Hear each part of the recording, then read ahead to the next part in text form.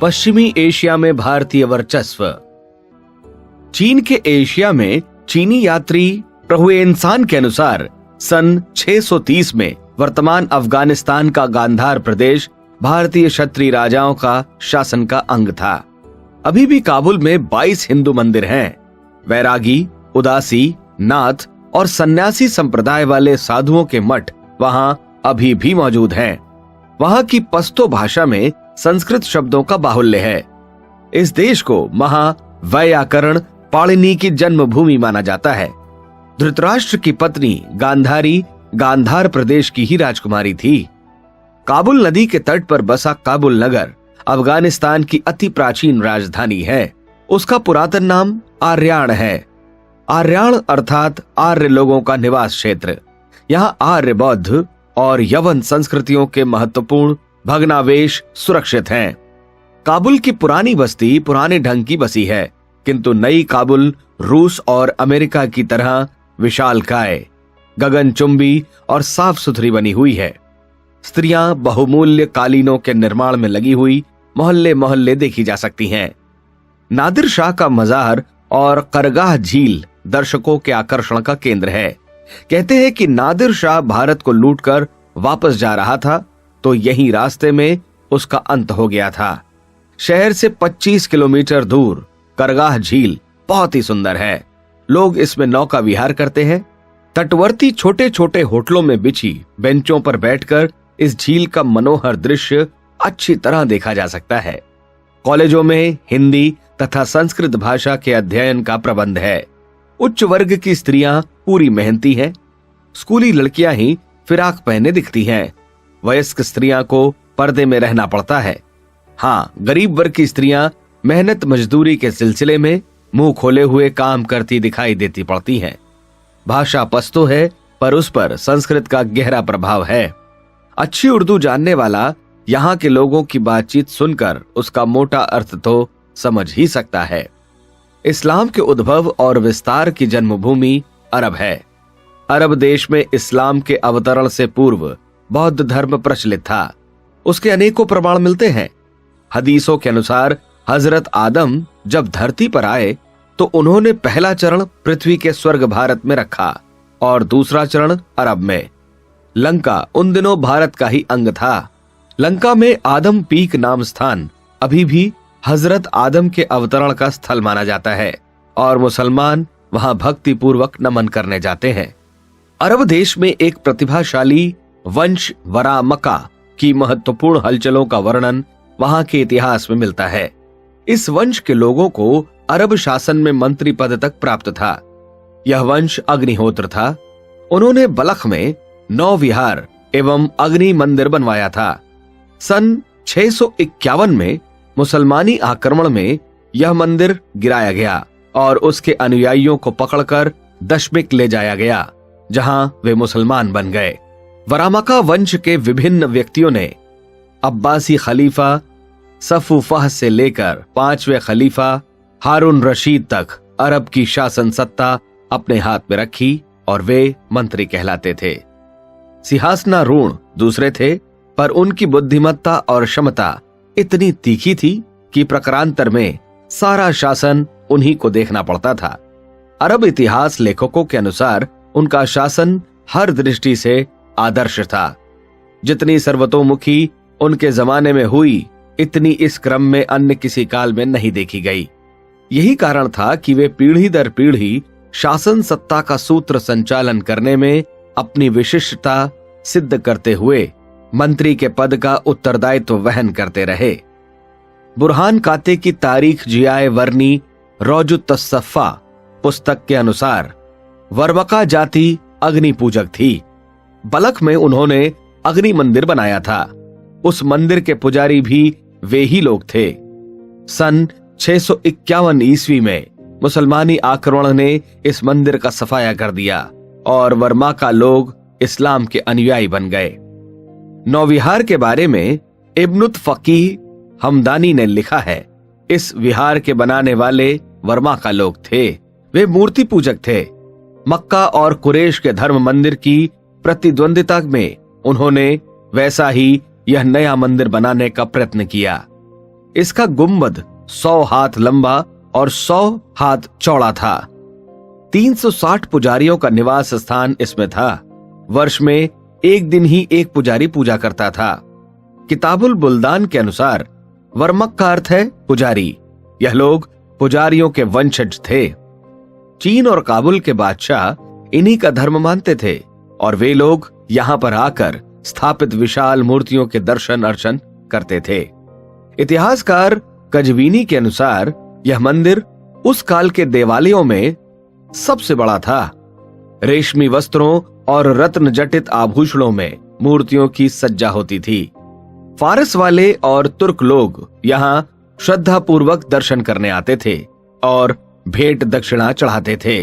Professor brown ने अपनी पुस्तक लिटरेरी हिस्ट्री ऑफ पर्शिया में इस देवालय को ऐसे अग्नि मंदिर के रूप में अंकित किया है जहां अग्निहोत्र की मान्यता थी। जखाऊ की किताबुल हिंद में इसे बौद्ध विहार बताया गया है। एनसाइक्लोपीडिया ऑफ इस्लाम में भी बुद्ध विहार होने की चर्चा है।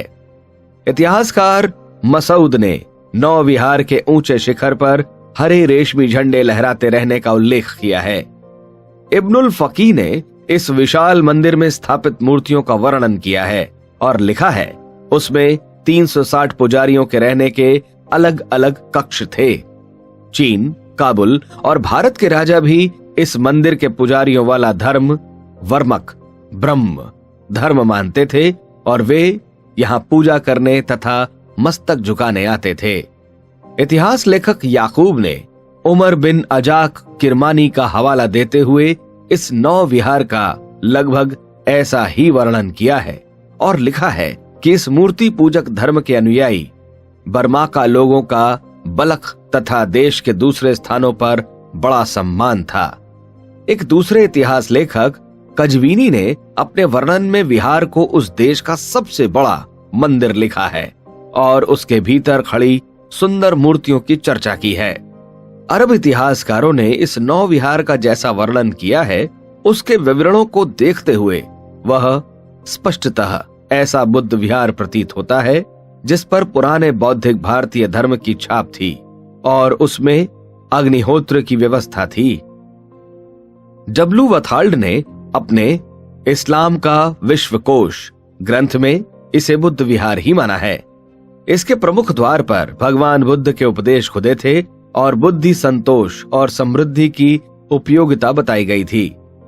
न केवल बलख वरन पूरे खुरासान क्षेत्र में बुद्ध धर्म का प्रसार प्रभाव रहता था। इसकी चर्चा करते हुए इतिहासकार इब्दिन ने लिखा है कि खुरासन क्षेत्र में इस्लाम आने से पूर्व बुद्ध धर्म का ही आधिपत्य था। अरबी विश्वकोश मसालिकुल अवसार फी ममालिकिल अक्सर के प्रथम खंड में बलख के 9 विहार का वर्णन है और लिखा है कि उसे मतो शहर नाम के एक भारतीय राजा ने बनवाया था। इसमें ग्रह नक्षत्रों की पूजा भी होती थी।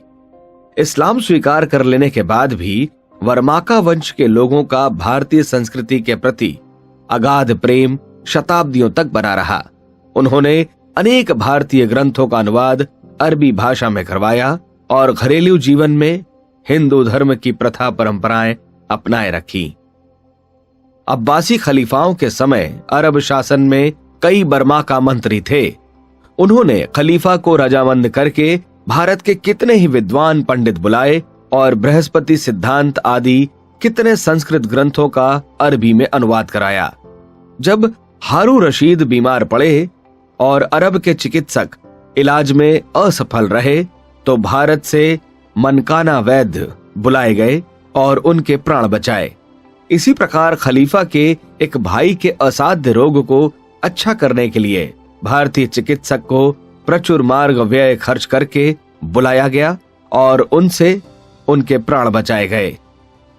अरब से कई यात्री भारत की धार्मिक, सामाजिक एवं आर्थिक स्थिति का पता लगाने के लिए आते रहे हैं।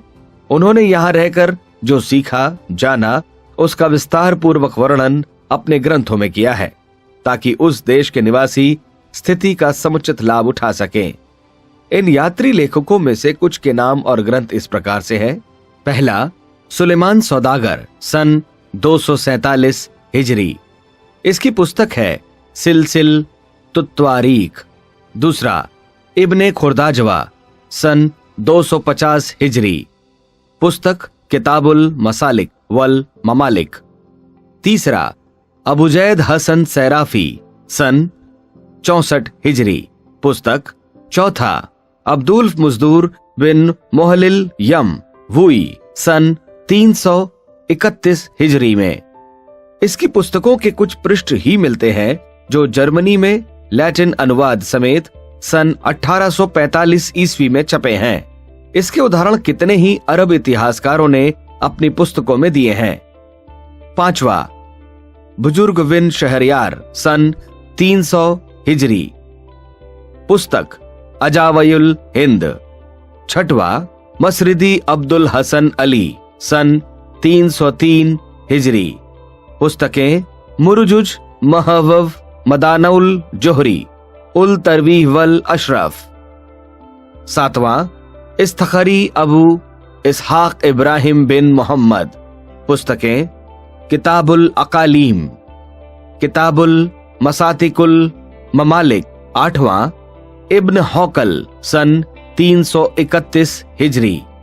इसकी पुस्तक के कुछ पृष्ठ ही इतिहासकार इलियट को अवध के शाही पुस्तकालय में मिले थे।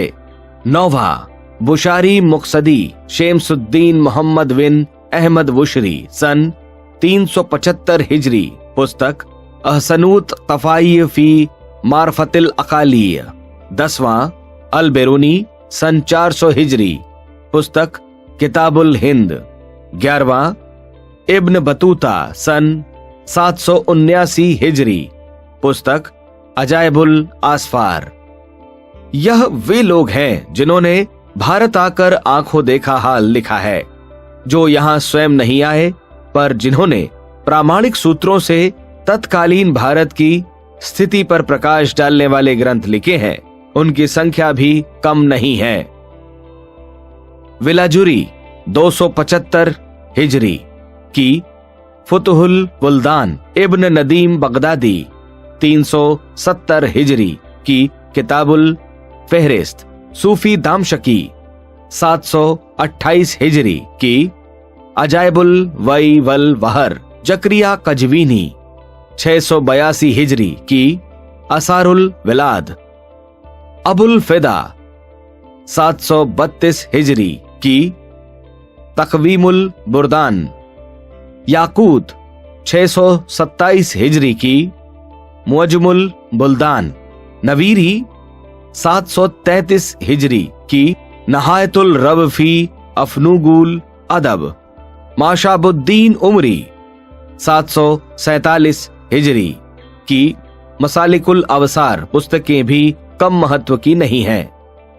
यह सभी लेखक अरब, इराक, ईरान, सिसली, मिस्र आदि अरब देशों के हैं और उनने अपने समय में जो कुछ लिखा है वह उनकी जानकारी के हिसाब से बिना अतियुक्ति का ही माना जा सकता है।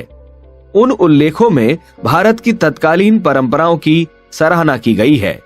इन ग्रंथों में इस तथ्य पर प्रकाश पड़ता है कि बौद्ध धर्म और ब्राह्मण धर्म के लोग पारस्परिक कलह में किस प्रकार एक दूसरे को नीचा दिखाने में निरत थे और एक दूसरे के प्रति किस तरह दुर्विसंधियां रच रहे थे।